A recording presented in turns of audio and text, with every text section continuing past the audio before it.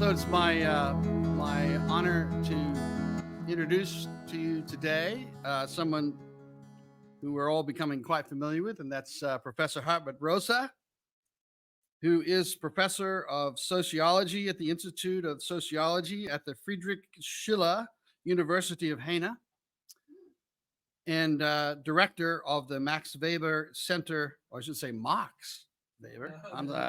No. Is that right? No? Max Weber? Max Weber Institute, I should say Max Weber Center for Advanced Cultural and Social Studies at the University of Erfurt in Germany. Andy and I had the privilege of visiting Hartmut in Jena and got invited into his inner office, which was a total mess, by the way. It still is. I mean, which was really quite affirming to me personally. It was wonderful. It was just wonderful to sit there with him in the midst of his office, which was a working office in the full sense of the term.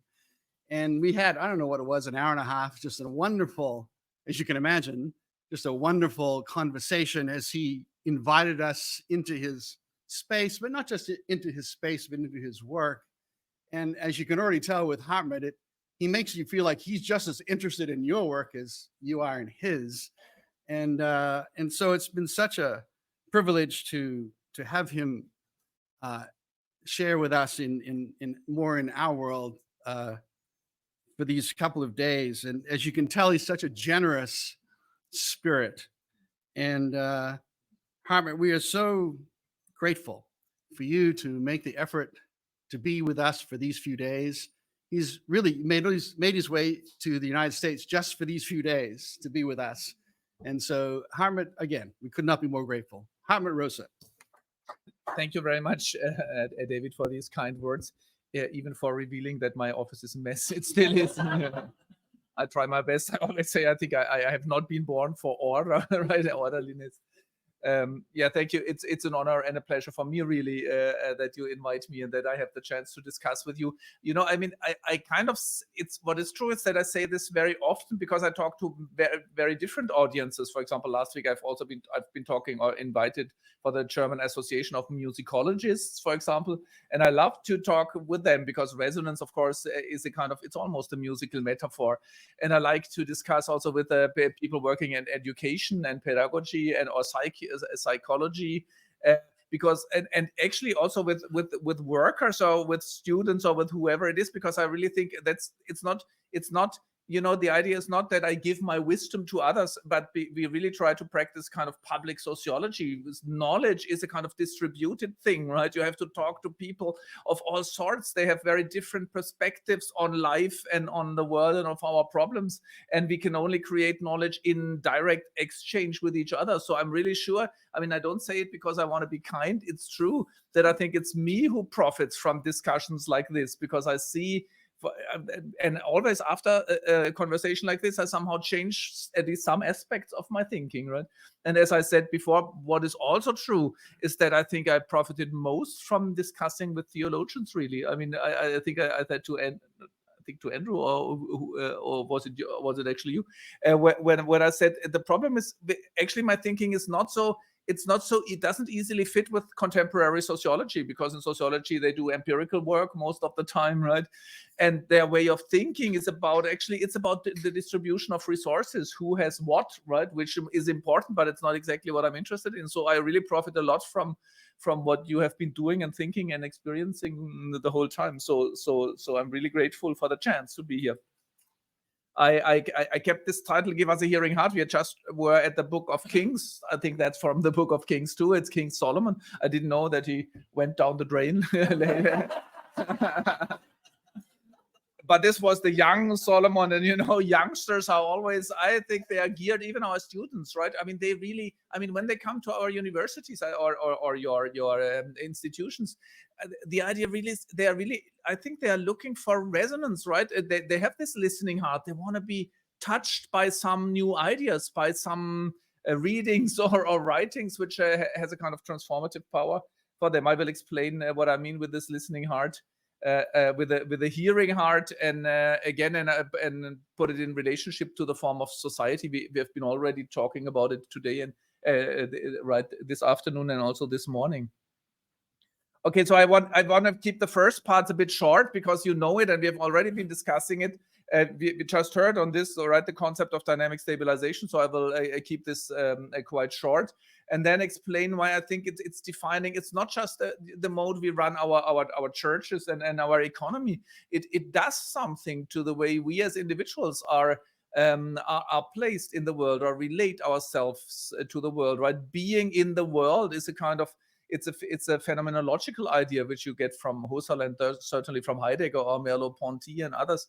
What's the way of being in the world? And I've reformulated it recently a bit to say, well, it depends on our field of sensitivity, right? I mean, what is our attention focused at? What do we perceive by being in the world? Even by walking in a place, right? People see very different things and are very they are aware and attuned to very different things. So I think it's about the question of the attentivity or sensitivity, but also of the volitional structure. What do we aim for, right? What do we make contact with? So and my idea is, and you've heard that before today also, that this logic of dynamic stabilization does something to our mode of being in the world. Namely, it creates it puts us in a mode of aggression towards the world, aggression and control. I think John was talking about it this morning, but it's come up a few times. And then I want to briefly touch on the paradoxical result of this. Namely, because I think, maybe I have not paid enough attention, or we have not paid enough attention.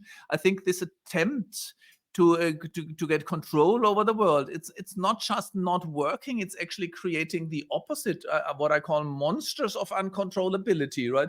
I mean, basically you could say life or the world has always been uncontrollable. I think that's the thing about life, right? You can never get it completely fixed. I mean, as I said in the Resonance book, even if we could really have complete control over our life, right? So we would make a plan and then we would follow it. It would be a totally dead life. It would be a dead world, right? I mean, I really think you can only get in resonance with something that you do not completely control, right? So that's one side. But the other is we really create monsters of uncontrollability. I will talk about this in the third step, and then of course talk about what's the differences with a focus on this idea of a third voice or medio passivity. I really think this is important, and this is something where I learned a lot from theology, because you've been thinking about this for a long time, right? With the notion of spirit, but also with the notion of grace in particular, right? Which is in between and about. Actually, even you ended with praying, right? I must really say, as a sociologist, I'm fascinated with this thing of praying, because it's a very special mode of being in the world, right? But the interesting question is, when you pray, are you active or are you passive? Of course, we would say it's active praying, right?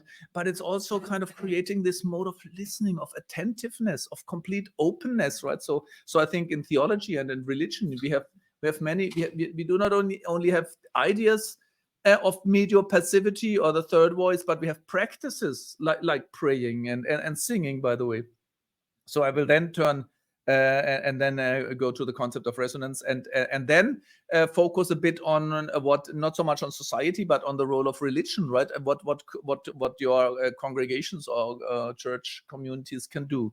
So dynamic stabilization, you've heard this, you've heard the definition already. A society can be called modern. And by the way, to this last question, couldn't the Romans in some sense, were the Romans already in a mode of dynamic stabilization? I would actually say, I mean, I'm very interested in this historically, and I would not rule it out. Quite to the contrary, I would say there are some elements, and that's fine, because with this definition, it's not an epoch, it's not an historical definition, right? It's a structural definition. So you could say an institution which can only stabilize itself dynamically can be called modern.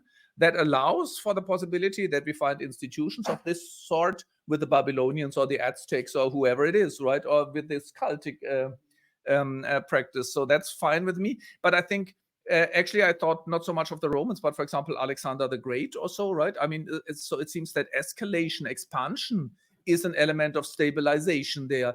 But of course, it's at the fringe, you have a social order, and at the borders, it needs to expand, while modern society inherently, endogenously needs to expand. And I think one huge difference is that even for the Romans or for Alexander or whoever it is, it did not really, it wasn't pervasive to all spheres of life, to the economy, to the knowledge society, to the arts, in the sense of everyday living. There was quite a lot of stability. And I actually think the more an empire was depending on its military expansion, the more probably it got conservative on the inside, right? While modern society has this endogenous drive towards escalation. Even in the as you probably know, or at least those who have read it, in the social acceleration book, I already make the point that the faster you go in one sense, right, the more you need to escalate. And even if you only have 2% or 1.3% or so of growth, it's kind of, you get into an escalatory curve because it's 1.3% on an already increased thing, right? And that means the faster we go, so to speak, that there is a flip side. The more we become, the flip side is that there is no real change anymore. That's what a lot of people feel right now. That's the raging standstill, which you also had on the slide, right? So we produce growth and growth, and after iPhone 15 comes iPhone 16, 17, 18, right? And the camera gets better and something else gets better, but somehow you feel it's not a real change, right? It's kind of change along a given track, right? And so the faster you go, the more conservative you become. There's no real innovation in a certain sense, which I find quite important. So you said this basically already, right? And it's connected to this cultural aspiration and need to dominate, control, and conquer the world, right? In the mode of competition. Competition is very important here, right? Competition is the social driving element of this escalatory logic, right? And what I find interesting, the German term for uncontrollability is Unverfügbarkeit. And it's actually a problem that you cannot really translate it, because uncontrollability it's not what it literally means. And some Unverfügbarkeit, you could also translate it as non-disposability, right? Or indisposability, maybe. And I like this term now a lot. I think I should have gone maybe that way, because my claim is that modernity is about making the world disposable, right? What I call attainable, available, accessible, right? We want to know things. I always say, for example, making the world available, attainable, accessible means we want to make visible what the world is like. For example, with telescopes, right? We want to peer deeper and deeper into the universe, and with microscopes, deeper and deeper into matter. And then we also send satellites to see what is there, to make it available, to bring a probe, for example, from Mars or wherever it is. And then even to go there with rockets, for example. That's the logic of making it available, attainable, accessible. That has been the logic of the colonialists already, right? Go there, see what comes after a certain island or the ocean or so, and then make it available, establishing the steamship's routes, going back and forth, and then conquer it, and then put it to use, right? Like with slave trades or something else. But it's not just in this territorial sense. It's in all senses, even with the body. Make visible how the processes work, then make them accessible with all forms of technology, right? And then make it controllable. We want to control the bodily processes and then put it to use for our purposes, whatever these are, right? But when we use the word disposability, I really think you could say we make the world disposable. We can dispose of things, but disposables are the things we can throw away, right? I would really say we make the world disposable. I wonder whether this works in English, right? But isn't that the case? If I say we make the world disposable, it means we can dispose of it, but it also means we somehow destroy it because it's disposable. You can throw it away, right? I would really say that's exactly what happens to creation. You could say we make it disposable, we make it controllable, attainable, available, accessible, so we can own it, but somehow we turn it into disposables. You can throw it away and replace it with something else. It loses its resonance. I will come back to this in a second. And this logic of controllability, of expanding the horizon of what is available, attainable, accessible, is the method is science, for example. I mean, you had this, the formula, right? Knowledge, research more knowledge, right? Making the world visible, accessible, and so on. And then, of course, with the help of technology, it's a scientific exploration, technological domination, economic facilitation. I mean, wealth really means also standards of living, right? We have really made the world disposable for individuals, right? Now very many people in the US or in Germany can travel to many places, can own TVs, cars, and so on. So this is the individual program, so to speak, of making the world available, attainable, accessible. That's the great promise of modernity. You will make, sometimes I think of the Bible, isn't it Satan, right? What he will give to us. We will make the world disposable. You can have all of this, right? You can go places. You can own a TV and all these things, right? And you can put it to use as you like. So it's all of these things, right? But even we try, of course, we try to make it legally and politically controllable, right? There needs to be a law for everything because you want to control the consequences of your actions and responsibilities and so on. So modernity is a program of making the world disposable, we could say. So that's what I already said. And then I'll cut this short a bit. I mean, this is why money is so important, right? Well, sometimes I think it's even more important in the United States than in Europe, right? Having money or earning money. And it's also true, as I heard, even the theological seminary is very rich, right? And those who are rich... And those who are rich are very much, at first I thought it's so irrational. I really thought I can prove that this is irrational because we have billionaires like Musk, for example, or, Elon Musk or Bezos or whoever they are, or theological seminaries who already own billions. So why would they sometimes go for tax evasion, right? Even if it's illegal, and put them at risk of being imprisoned? Why, when they already have more money than they ever can spend? That's clearly irrational. That's what I thought. Now I would say it's not irrational at all, because the money the money you have on your bank account, right, defines the horizon of availability, attainability, accessibility for you. If you have a lot of money on your bank account, then Rio or Tokyo or Shanghai are within the realm of availability, accessibility for you. And for Elon Musk, it's now Mars, right? It's really true. For these super rich, outer space is coming into the horizon of availability. But they can never have enough money to have the complete world available, attainable, accessible. So you cannot have enough of it.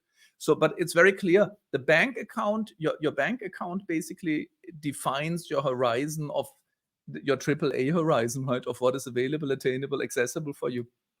And this is also true. We talked about this over dinner, I think, last night, that now it's in the US as in Europe. I live in the Black Forest in a very rural area, but I mean, it's not so bad there. But nevertheless, young people in particular, they want to move to the big cities, or at least close to the big cities, because there the world seems available, the museums, the operas, the zoos, the soccer stadiums, right, whatever it is. Even if they never go there, they have it available, attainable, accessible. And that's the promise of technologies, right? That's the promise of the smartphone. I have the whole world available, attainable, accessible. With one click, I can get all the knowledge and so on. Now, as I said, and as you've already heard, this kind of creates the world. The world appears as a sphere of or as a number of points of attack, right? That we need, and it's for a dual reason. I'm not sure whether it's on another slide or whether I forgot it. That on the one hand, we are systemically forced. I think Rahel talked about this, right? It's this dual thing, right? On the one hand, you're forced because if you don't keep up, then you lose in competition. There's always this danger of the downward escalator, right? The other, actually, I've never thought of this because I normally use German words, escalation and the escalator, right? But the escalator is running in the other direction, right? It's putting you down. So if you don't keep up, if you don't run upwards, then you lose ground. So one thing is, and we've heard this before, we are driven by fear. We are not so much driven by greed. I mean, neoliberals and capitalists always tell us, well, it's the greedy nature of human beings. We never have enough. But that's not true, right? It's not true. I mean, that's enough for me, right? The reason why I will get iPhone 17 or 19 or 20 is not that I think it's not enough, but that, that I feel I'm left out if I cannot compete with others. And by the way, the software will no longer be supported, right? So it's really true. I mean, planned obsolescence is now becoming a huge problem because the companies tell you, well, your thing is no longer up. We will no longer support it. So eventually you cannot use it. But they also, I find this economically, it's really important because they try even now to make the fridge smart and the washing machine and so on, right? But once you allow them to do that, they will tell you, it's a security problem. After a few years, they no longer support it. And then your house can be hacked. So you're forced to replace your fridge, your washing machine, your car, your computer, your smartphone every 4 years or so, right? And this is what is driving acceleration and growth. It's somehow sustaining growth, even if it's 1.3%. And then the economists tell us, I mean, it really makes me furious, that it's the clients, it's the customers, it's us who want more and more. But it's not true. It's no longer true. Okay, let's not talk about this. Right? So that's the systemic part. But of course, making the world disposable, available, attainable, accessible is also, it's the promise of modernity. It's our conception of the good life. And we should not fool ourselves. It has a strong hold on, I believe, on all of us, right? Certainly on me, right? I sit at home and I think, it's so stupid. We think of freedom as freedom of movement, going places, but we are traveling way too much. I am traveling too much physically. I mean, personally, it's not good for my writing, for my health, for my thinking. So stay at home. Then I get an invitation to Princeton. I think, oh, Princeton, nice place, important place, theological seminary, and so on. And I already knew you. So there is a lure, there is a promise going to other places, meeting interesting people, expanding your horizon of knowledge, and so on. So it's not just the system which forces us. It's this conception that increasing the horizon of choices, of options is attractive, right? Nevertheless, the world then is a number of points of attacks, right? And action becomes domination. What we do all the time is try to master these things, to gain control, you could say, right? And reality is the thing which you cannot really control, right? It's as Rahel described this morning. Then you struggle with this.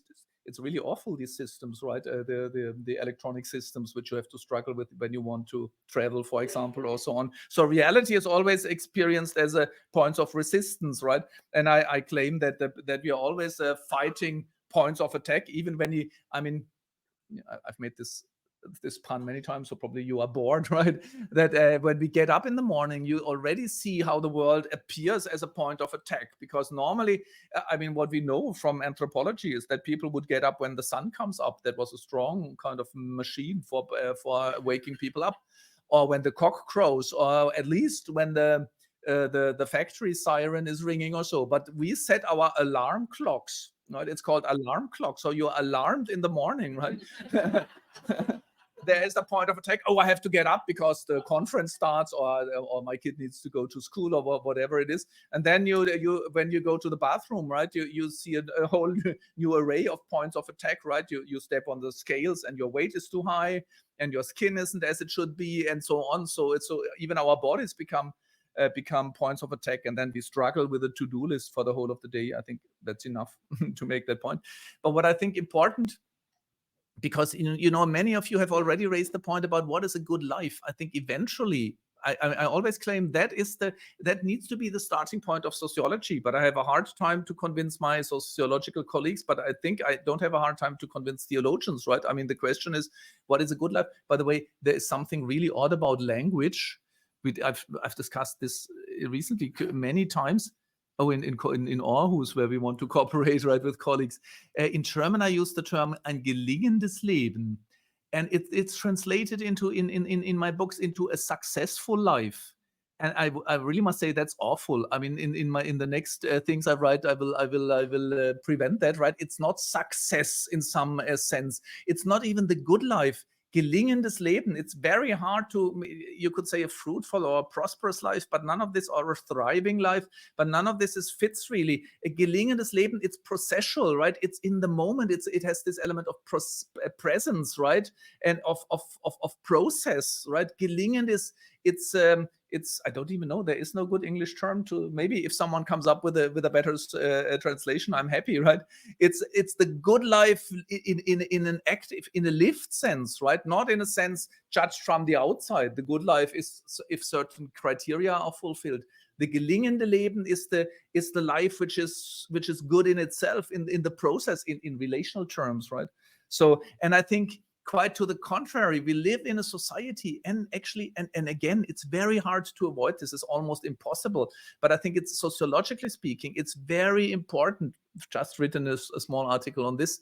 that we now are dominated by a logic of parametric optimization, right? That's how I call it. If you think it's the wrong term, let me know later also, right?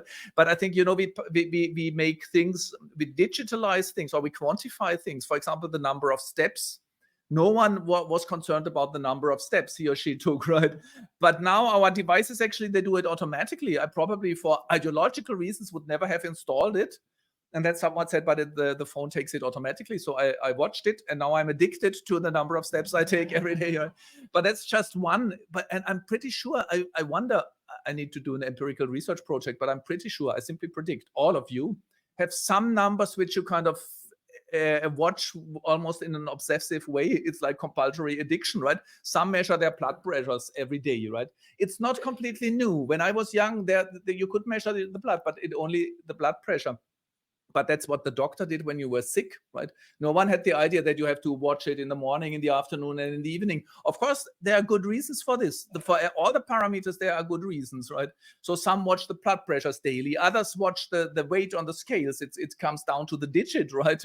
Every day, for example, when I was young, there were scales, but we didn't have one at home. So whenever I had to go to the pharmacy with my mother or so, I would check my weight. But now a lot of people watch it daily, right? And there are many other parameters which you can watch, like the insulin, of course, that really makes sense.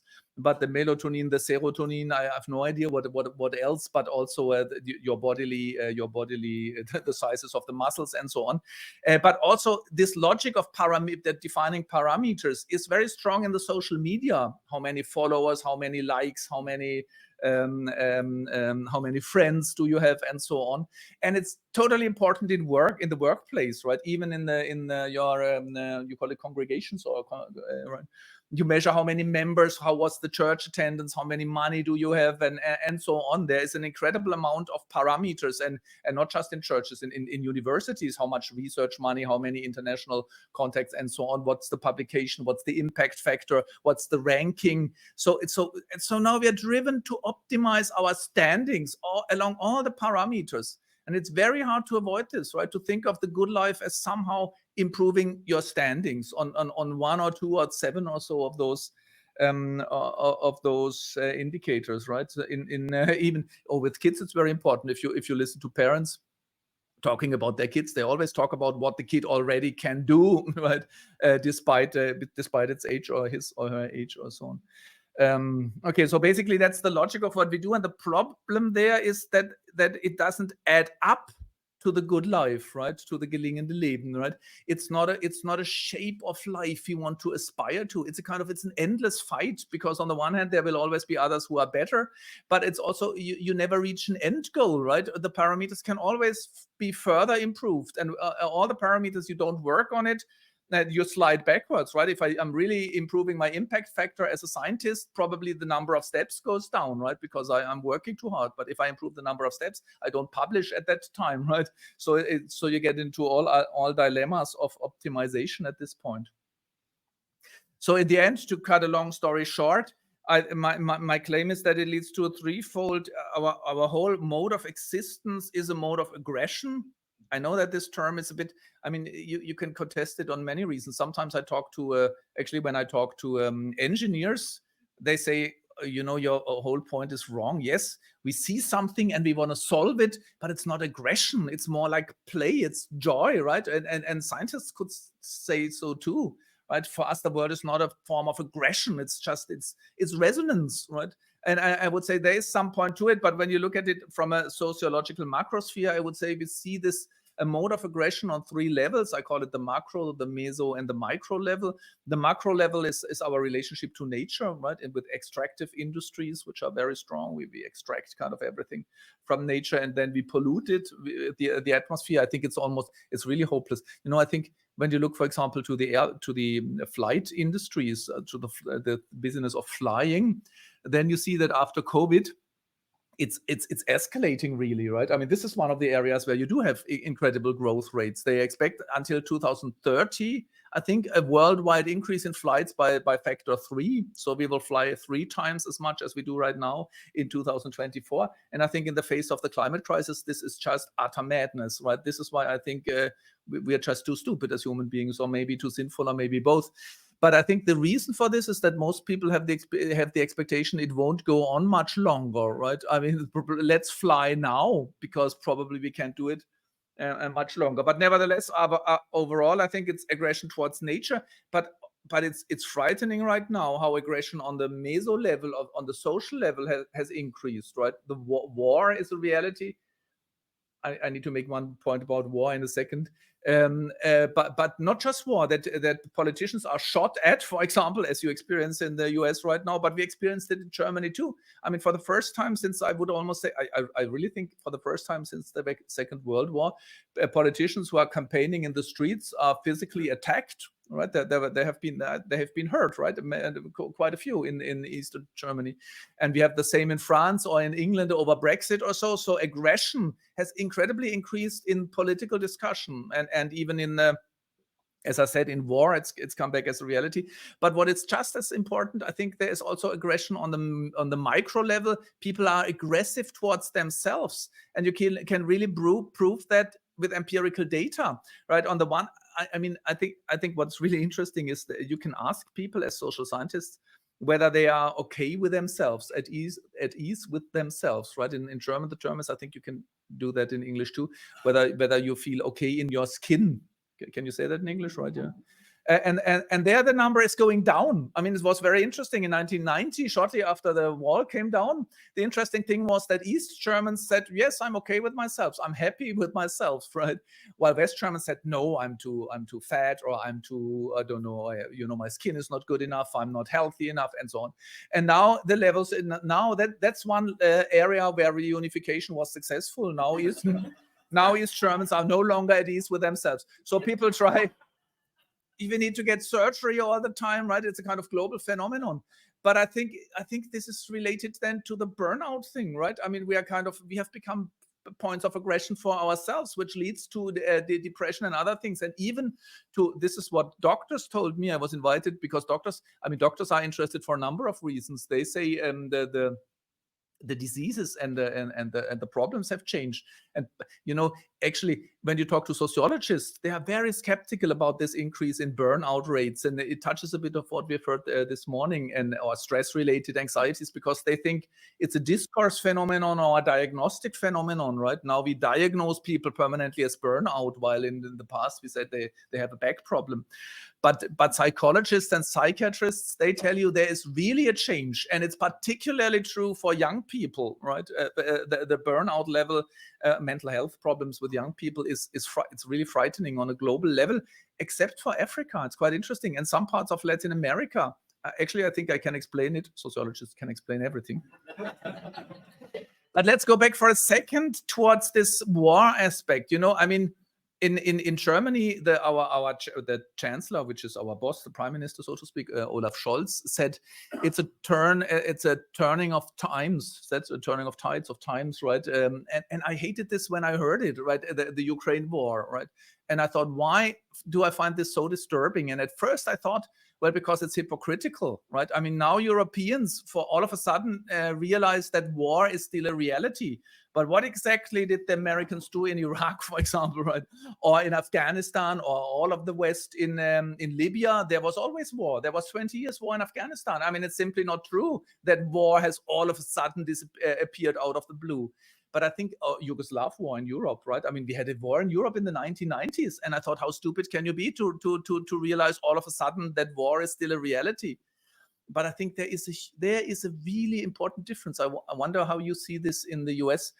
And for me, this is, I really think it's a cultural turning of the tides, because the Yugoslav war is an interesting case in point. Maybe the Iraq war too. We said, yes, there still is war, and we were aware of this.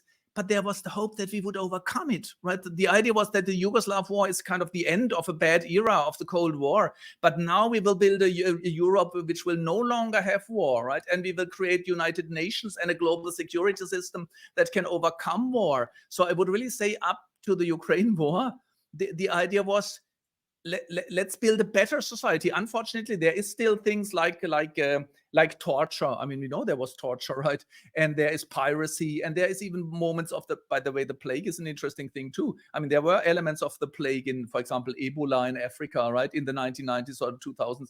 But we always thought it's a thing of the past, right? And this is why the 1990s were optimistic. It's exactly the age where we thought, let's build a better future. So when Olaf Scholz says it's a turning of tides, what he really means and what he actually says is, it was all an illusion, right? War will not go away. They talk now in Germany that Germany has to become kriegstüchtig, ready for war. The future will be confrontation and war. We will have to struggle China.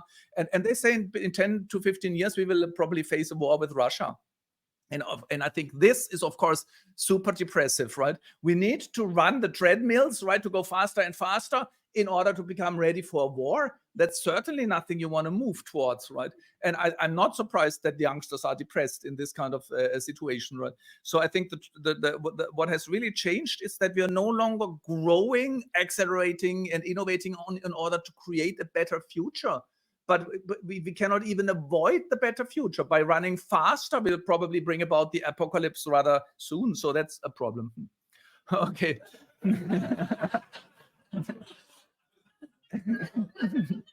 I promise to go to the solution. I think I have to move quickly. Let me just make the point with the monster. I find this really important. So, I mean, this is actually, I don't have to talk much longer because you already see how this logic of trying to control the world and increasing the horizon of availability, attainability, accessibility has not created the controllable world, but the uncontrollable world. Nuclear war has become quite a likelihood now again, right? I mean, in Europe, at least they talk about it. When will Russia, I mean, now the US wants to allow Ukraine to send rockets deep into Russia. And you never know. I mean, if I was Putin, I would contemplate sending a few rockets to the Rheinmetall, the German armament industries, right?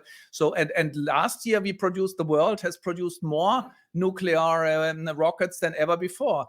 Right, so so this is a monster of uncontrollability, but also COVID. I mean, COVID was the epitome, so to speak, of a monster of uncontrollability. All of a sudden, there was a tiny virus which was super uncontrollable. You could not see it, you could not smell it, you could not hear it. We did not have any scientific evidence of it, but it kind of, it changed the whole of society, right?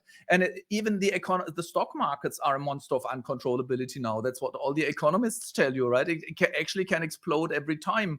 And that's the kind of what youngsters experience, when they get the high school diploma. The grown-ups, we always tell them, oh, that's the best time of your life. Congratulations, now you are free. But they are deeply afraid, right? Because actually life unfolds before them like a monster of uncontrollability. The idea is if I now make the wrong choices, I will have screwed my life and everything will have been in vain. So the whole thing, of course, the attempt to control nature has led to the extinction of species and to climate disaster. So it's a monster of uncontrollability. Instead of controlling nature, we destroyed it, and in turn, it will probably destroy us. And the return of war is such a monster, and we're burning out from the inside, and so on. And I already said that this that we turn making the world disposable as we turn it into waste. I found this way of looking at disposability quite interesting. And oh no, this was the thing with the monsters of uncontrollability. You see here, right? Nuclear power. The Oppenheimer movie is quite interesting. That we are capable of splitting the atom. It's increased our control over the world, but created the monster of uncontrollability in the form of nuclear disaster, right? The control over nature has led to the ecological disaster.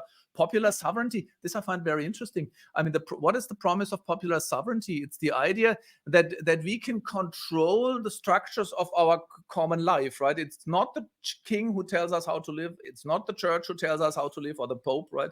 It's not even nature. It's we, the people. I mean, the popular sovereignty means all the power is within the people, is with the people, right? So it's a promise of omnipotence. But the experience of voters is that we are kind of powerless. But someone said yesterday in the US, in most states, it doesn't really matter how you vote, right? It's only in the swing states which count, right? So this gives the promise of omnipotence comes with the experience of utter powerlessness, right? And that's certainly outside the US, that's even more the case, because you can't do anything against the US, right?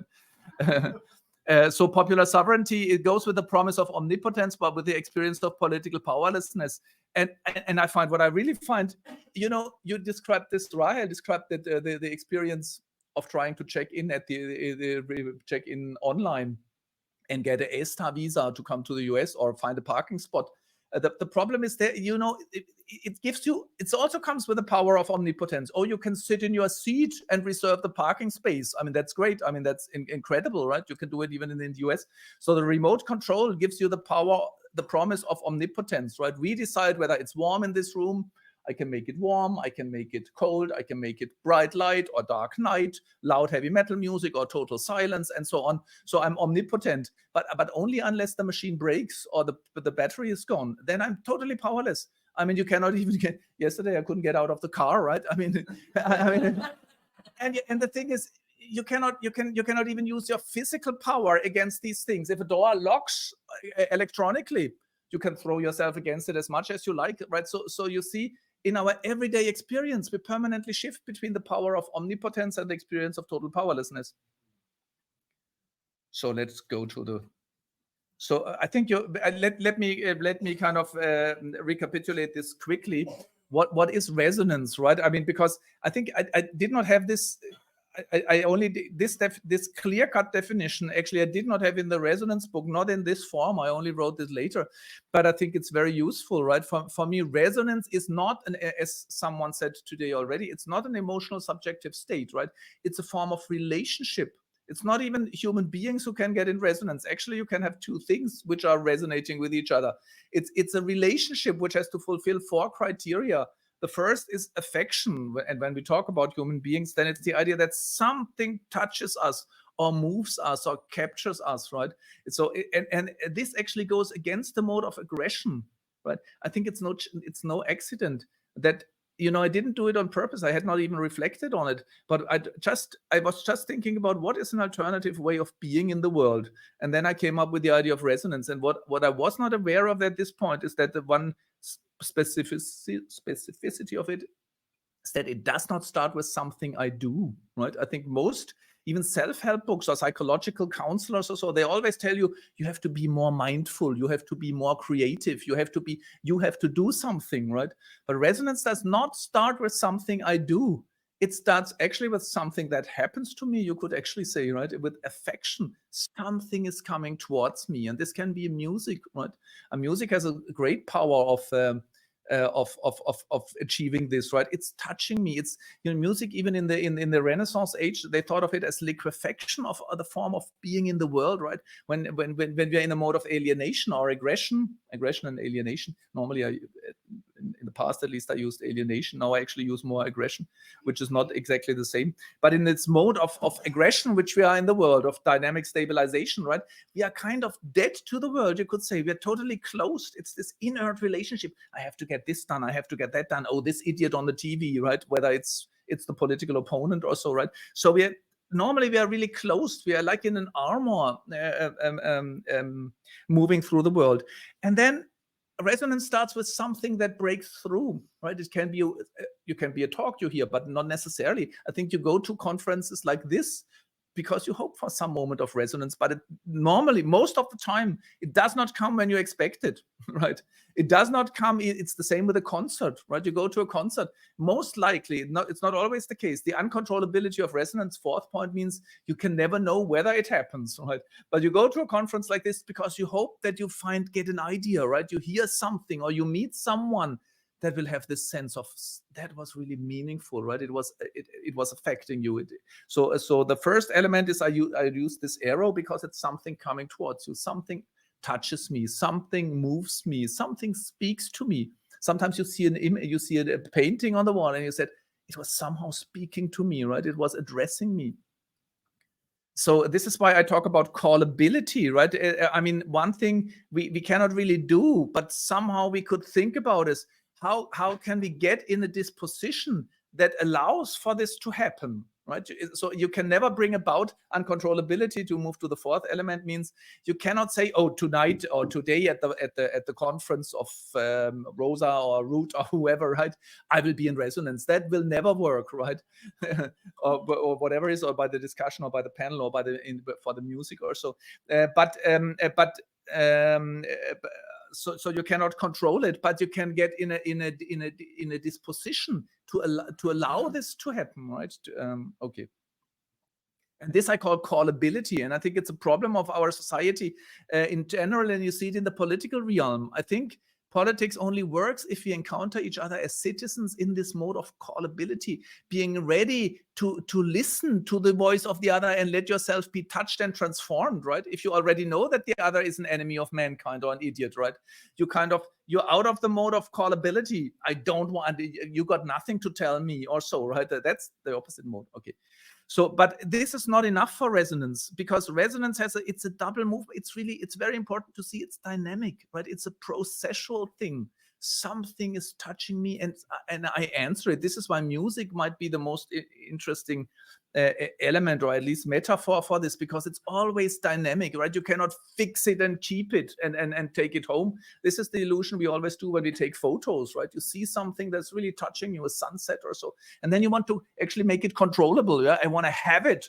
And actually you see in the moment, I really find this very interesting. I think it's not just the moment I take my camera where I lose this connection. I would actually say I fall out of resonance. And that's probably also true when you hear nice music and you want to record it immediately, right?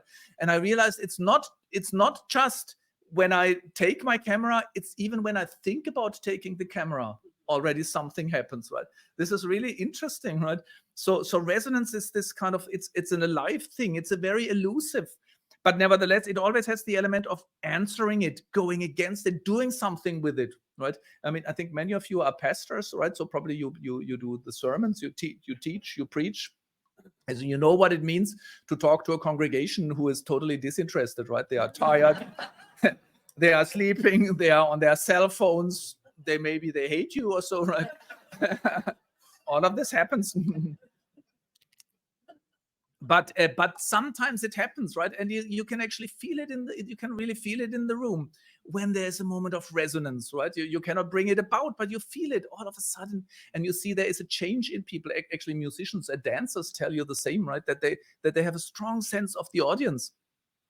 And when there is resonance, you see the eyes change, right? It's no longer the dull glance. It's the I don't know, leuchtende Augen. I don't know how to translate that very well, right? It's the eyes beam up, so to speak, right? But also the bodily posture changes, right?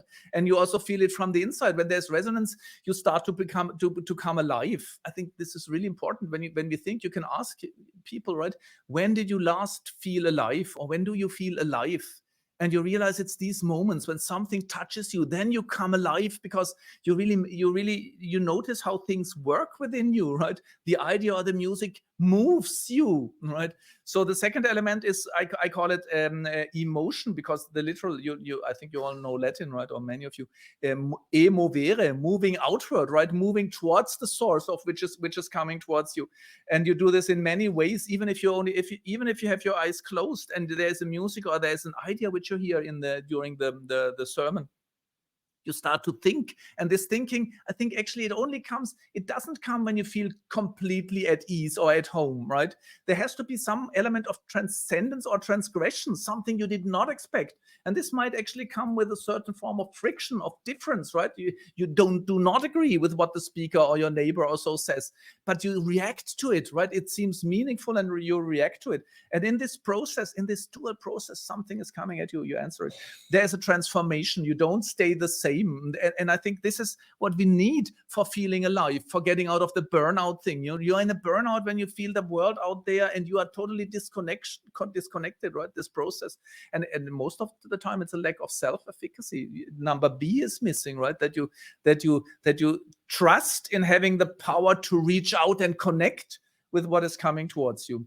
So, and the fourth element is, as I already said, I think the fourth has two moments, right? One is you cannot bring about resonance. You always try it when you do the sermon. Is the sermon the right word, right?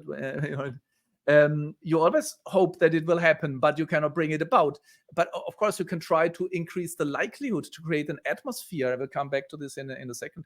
But so that's number one. But number two is that if there is resonance, for example, in a congregation like this, in a conference, right? We hope that there will be a kind of takeoff point at some point, right? But I claim it's absolutely unpredictable what that will be, what the new idea will be. We come up, right? Or because it's not. I mean, this is the idea of medio passivity. It's not that I do something or that you do something or that he is doing something. It's kind of, it's the experience that the agency is shifting to the middle, right? Something happened in between us. And I think that's also an idea which is very akin to Christian thinking, right? And even theology, and not to sociology. In sociology, it always has to be an actor. Someone is active, someone is passive, someone is the victim of an action. But resonance is this in between. It's the moment, I talked about, for example, when you give a sermon, but also for musicians or dancers, right? They feel normally I do something, then the other musician does something when it's about improvisation. But medio passivity, or the third voice, is the moment where you can no longer tell whether you are leading or whether you are led. It's like agency has shifted to the middle.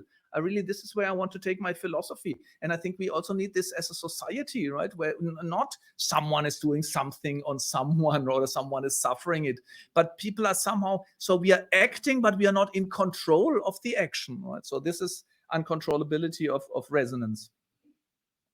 I already said it, right? Even in our language, I can only say I throw or I'm thrown at, right? But in Hebrew, as many of you might know, and even in ancient Greek, there is the medio passive as a grammatical structure, right? Which is in between active and passive. And as I said, you find elements of this in the Bible, even in translation, right? It so happened. I think this is how the one of the gospel begins, right? And sociologists would not accept this sentence. If you say it so happened, they would immediately say, no, it did not just happen, right? Who did it? Someone has to be accountable, right? So I think I'll leave it at this. I just want to make this point. Hannah Arendt, I really love her for this. We talked about death, and I think Heidegger was right. I mean, our experience of time, our existence is somehow geared towards the fact that we die. But Hannah Arendt says, yes, but we are also born, right? We all are born, and we can give birth, at least if you're women, right? But we can do it together. And I think the idea of natality is that I think this is so important for our society. We do not always have to continue along the paths we have already taken, right? You see this in politics on the national and on the international sphere. China does this, US reacts with this. China does this, US reacts with this. Or Trump does this, the Democrats answer with that, and so on. That's part of the logic of escalation. And Hannah Arendt says, yes, but human beings have the capacity to start a new natality. And I think the new is coming out of processes of resonance. All of a sudden, something new is starting. Okay, let's leave it at that because I want to talk about the churches. I'll leave this right away. Yeah. And I leave this right away too. I go to this. Yeah. As I already said that, so why is religion important and why might we need it?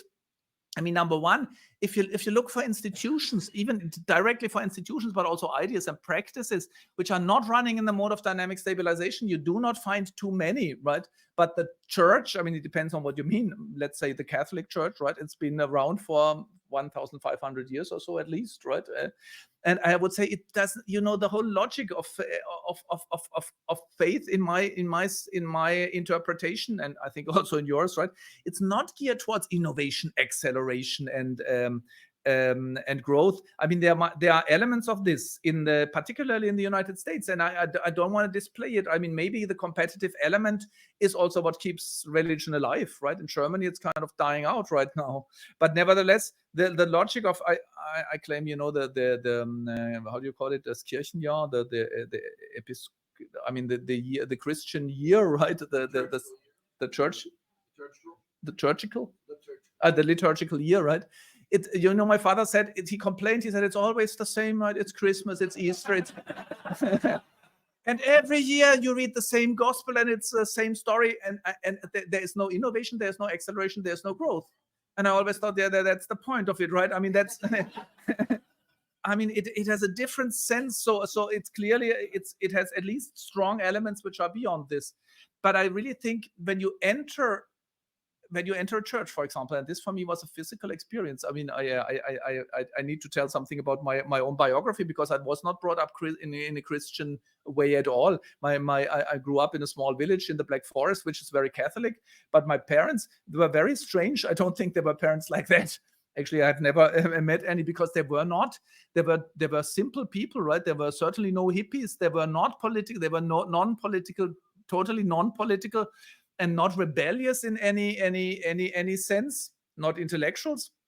But my mother felt that what the preacher says in church cannot be the truth, right? Somehow she felt it's unsatisfactory, right? That's not what my life is about. She always thought of her, and then my father became even more more radical, I would say, right?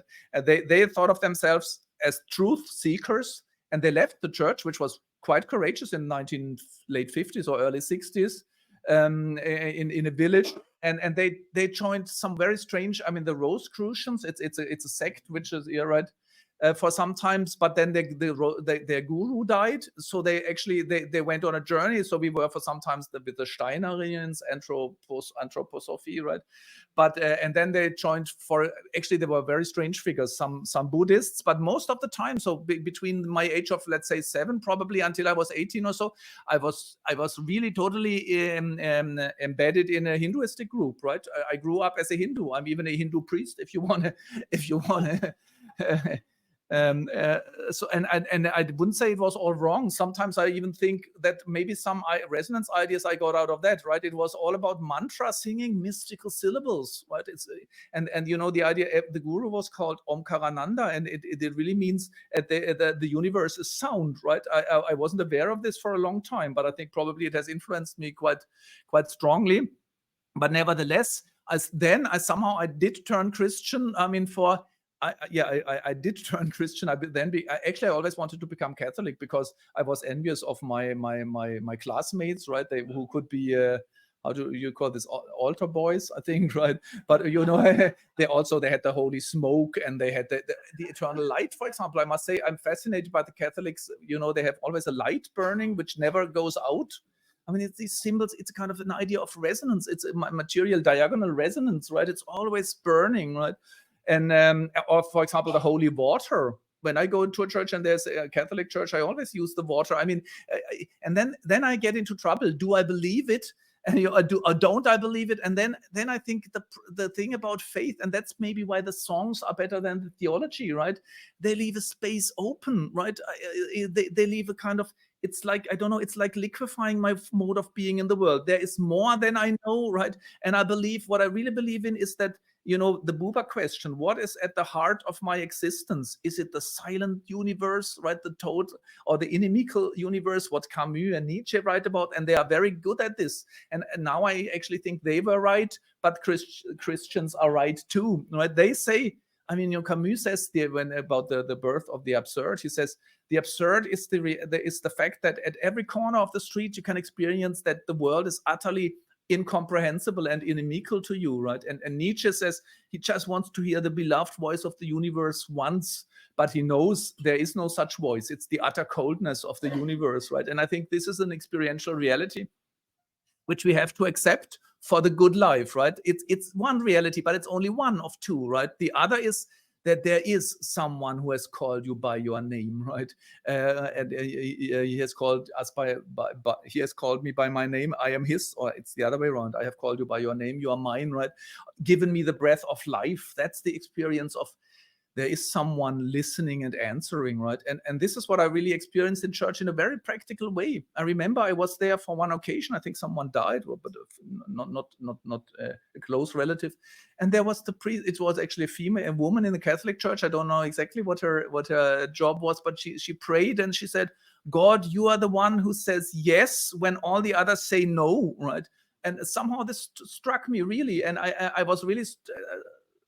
I was struck, I think is the right way, but by the blessing that was in the Protestant church, right? This Aaronitic blessing, or what's that in English? I don't know what it is in English. The Lord may bless you, keep you, and this kind of thing. I never knew why, but for me, it was a strong experience, right? So, and this is what I wholeheartedly accepted. And the other thing was that I could not resist the organ. Well, this is really strange. sometimes I think, is that really true, or did I make it up later? But I have deadly evidence, right? When I walked by a church and the organ was playing, I could almost literally not walk by. I entered it until the organ stopped, and I told my parents I want to learn the organ, which they did not particularly like as being Hindus, but they allowed me to, right? So I started to play the organ. But when you said it resonated with me that for Luther, he trusted the songs more than the interpretations. That's how I understood you.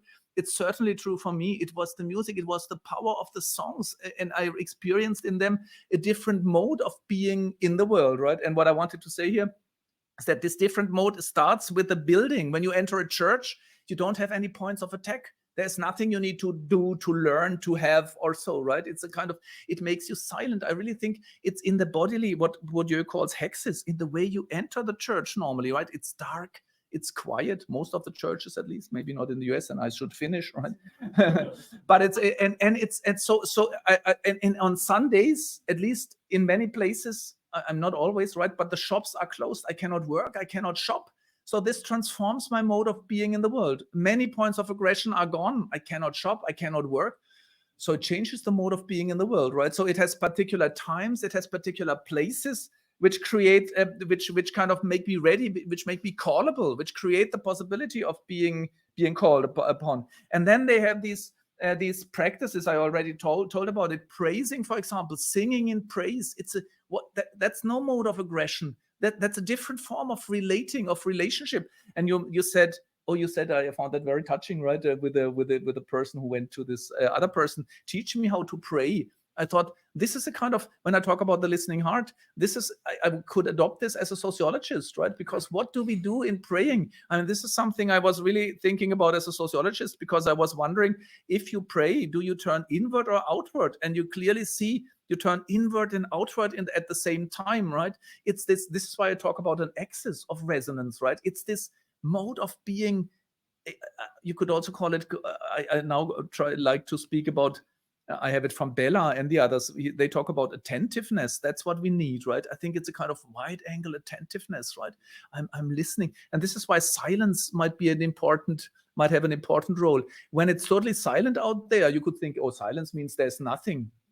But what happens to you when you listen to silence? You totally move outward. You become totally open and receptive, right, to the call, so to speak, right?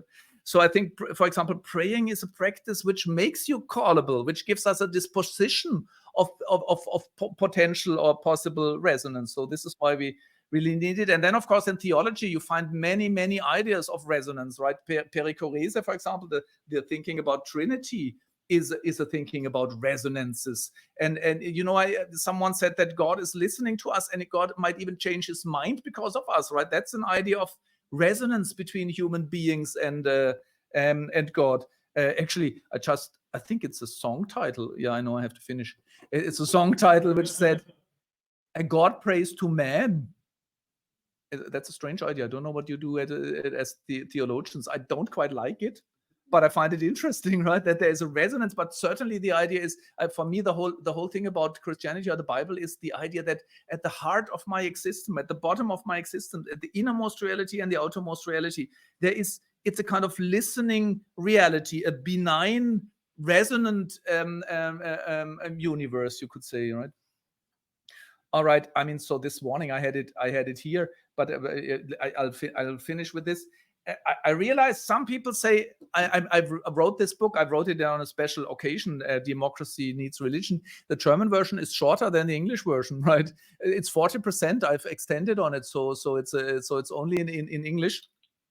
Because there I said, because I realized that in the US context, but also many other contexts, people do not associate religion necessarily with resonance, right? But rather with the opposite.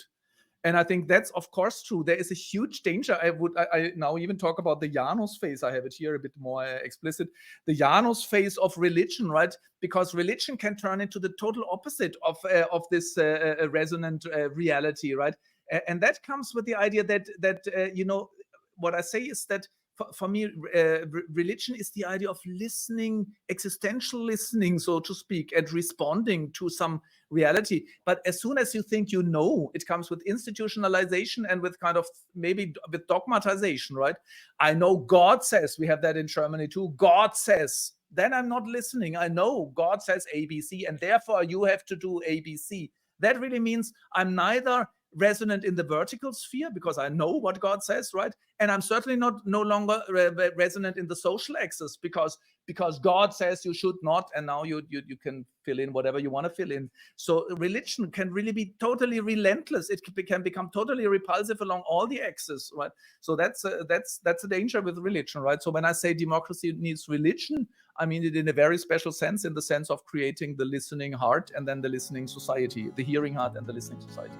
Thanks a lot for listening. Yeah.